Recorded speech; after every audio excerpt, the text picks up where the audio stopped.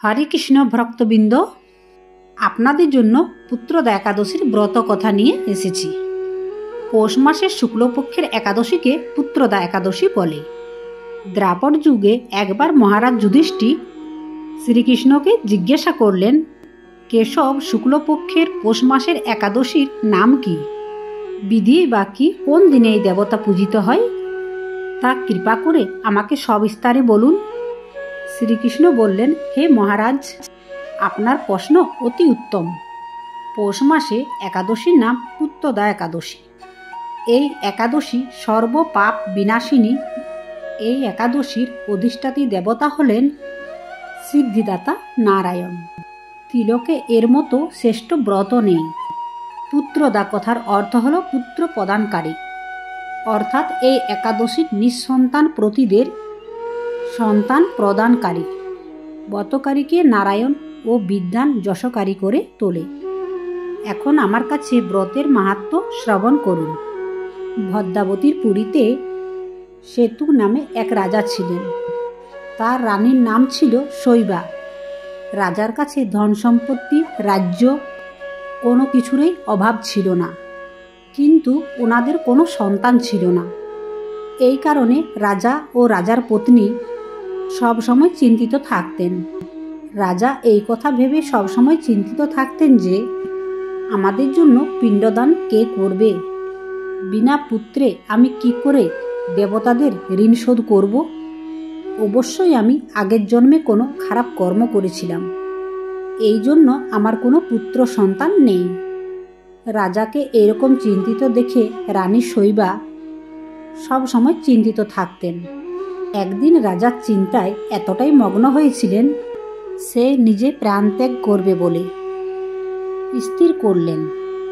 পরে বিচার করে দেখে আত্মহত্যা মহাপাপ। এর ফলে কেবল দেহের বিনাশ মাত্রই হবে, কিন্তু আমার পুত্রহীনতা দূর তো হবে না। তারপর একদিন রাজা নিবিড় বনে গমন করলেন।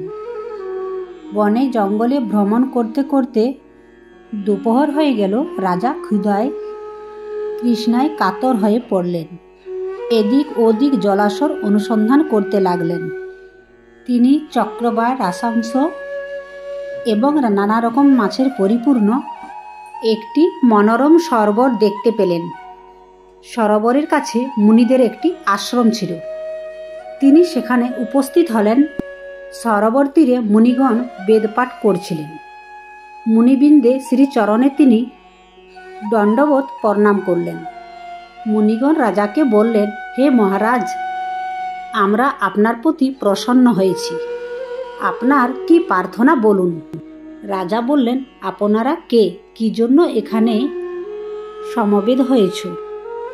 হে মহারাজ, আমরা বিশ্বদেব নামে প্রসিদ্ধ এই সরোবরে স্নান করতে এসেছি। আজ থেকে 5 দিন পরে মাঘ মাস আরম্ভ হবে।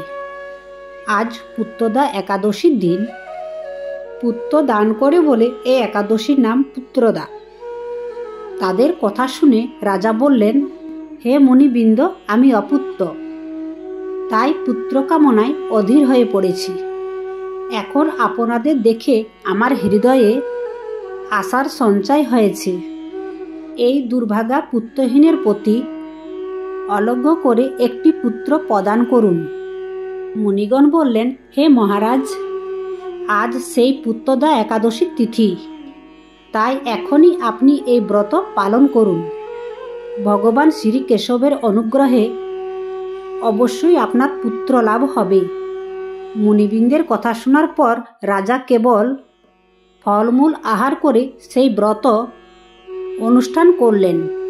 দ্বাদশীর দিনে উপযুক্ত সময়ে শস্য আদি সহযোগী পালন করলেন। মুনিদের প্রণাম নিবেদন করে নিজ গৃহে ফিরে এলেন। ব্রত প্রভাবে রাজার যথাসময় একটি পুত্র তেজস্বী লাভ হল। হে মহারাজ, এই ব্রত সকলেরই পালন করা কর্তব্য। মানব কল্যাণ কামনায় আপনার কাছে আমি এই ব্রত কথা বর্ণনা করলাম। নিষ্ঠ সহকারী যারা এই পুত্রদা একাদশী পালন করে তারা পুত নামক নরক থেকে পরিত্রাণ লাভ করবে। আর এই ব্রত কথা শ্রবণ কীর্তনে অগ্নিষ্ঠ যজ্ঞের ফল পাওয়া যায়। ব্রহ্মাণ্ড পুরাণে এই মাহাত্ম্য বর্ণনা করা হয়েছে। সবাই মিলে বলি হরে কৃষ্ণ কৃষ্ণ কৃষ্ণ হরে হরে, হরে রাম রাম রাম হরে হরে হরে। আপনাদের যদি এই ভিডিওতে ভালো লেগে থাকে তাহলে অবশ্য লাইক শেয়ার করবেন। জয় শ্রী কৃষ্ণ, রাধে রাধে।